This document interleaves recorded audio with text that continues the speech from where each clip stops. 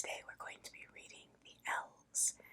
But before we get into the video, if you would be so inclined, if you would like, comment, share, and subscribe, I would so appreciate it. Okay, let's get started. The Elves, Part 1. There once was a shoemaker who, through no fault of his own, became so poor that at last he had nothing left but just enough leather to make one pair of shoes. He cut out the shoes at night, so as to set to work upon them the next morning, and as he had a good conscience, he laid himself quietly down in his bed, committed himself to heaven, and fell asleep.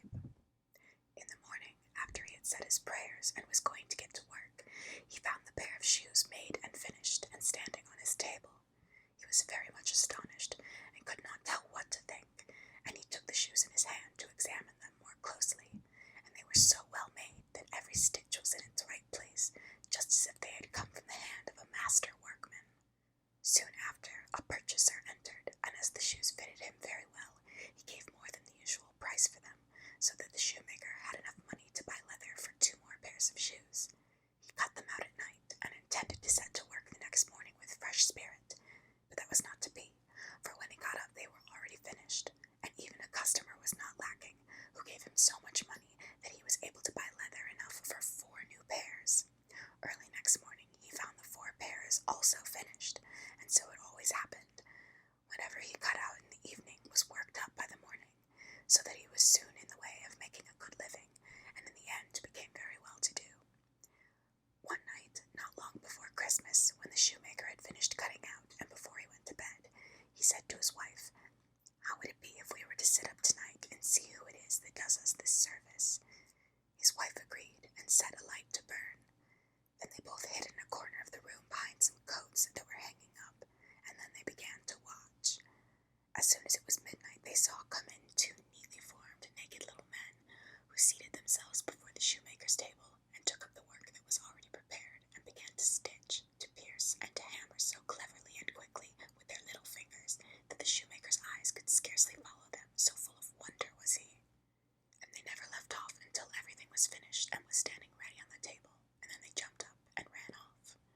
The next morning the shoemaker's wife said to her husband, "Those little men have made us rich, and we ought to show ourselves grateful. With all their running about and having nothing to cover them, they must be very cold. I'll tell you what, I will make little shirts, coats, waistcoats, and breeches for them, and knit each of them a pair of stockings, and you shall make each of them a pair of shoes." The husband consented willingly, and at night, when everything was finished, they laid the gifts together on the table instead of the cut-out work, and placed themselves so that they could observe how the little men would behave. When midnight came, they rushed in, ready to set to work, but when they found, instead of the pieces of prepared leather, the neat little garments put ready for them, they stood a moment in surprise, and then they showed the greatest delight. With the greatest swiftness they took up the pretty garments and slipped them on, singing, "What spruce and dandy boys are we, no longer cobblers will we be." Then they hopped and danced about, jumping over the chairs and tables, and at last they danced out the door. From that time on they were never seen again, but it always went well with the shoemaker as long as he lived, and whatever he took in hand prospered. That's a much nicer message than a lot of Grimm's fairy tales usually are. The Elves, Part 2. There was once a poor servant maid who was very cleanly and industrious. She swept down the house every day, and put the sweepings on a great heap by the door.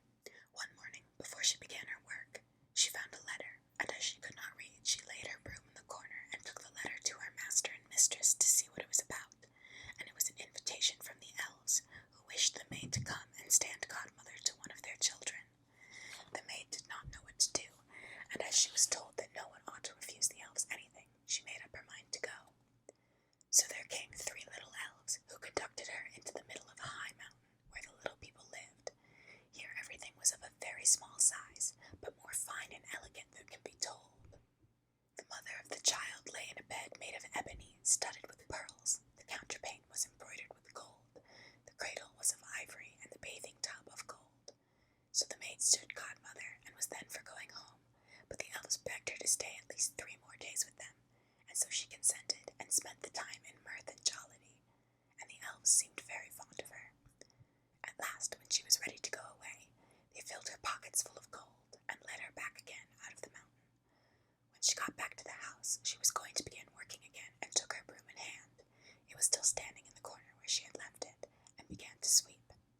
Then came up some strangers and asked her who she was and what she was doing, and she found that instead of 3 days, she had been 7 years with the elves in the mountain, and that during that time her master and mistress had died.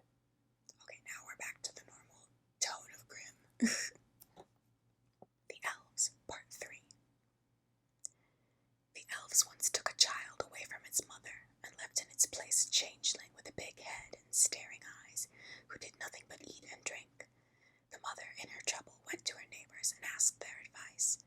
The neighbors told her to take the changeling into the kitchen and put it near the hearth, and then to make up the fire and boil water in 2 eggshells. That would make the changeling laugh, and if he laughed, it would be all over with him. So the woman did as her neighbors advised, and when she set the eggshells of water on the fire, the changeling said, "Though old I be as forest tree, cooking in an eggshell never did I see," and began to laugh.